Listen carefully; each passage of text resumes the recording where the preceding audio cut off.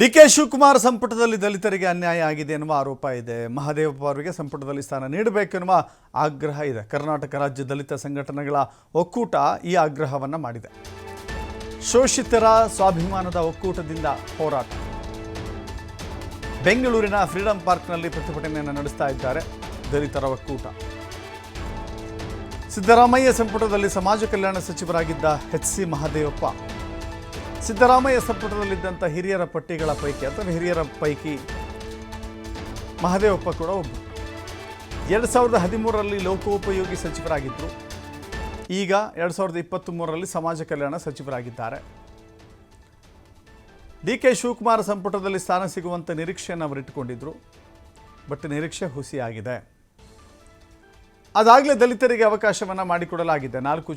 13 ಜನರ ಪೈಕಿ 13 ಜನ ಸಚಿವರಾಗಿದ್ದಾರಲ್ಲ, ಅದರ ಪೈಕಿ 4 ಜನಕ್ಕೆ ಈಗ ಸಚಿವ ಸಂಪುಟದಲ್ಲಿ ಸ್ಥಾನ ಸಿಕ್ಕಿದೆ.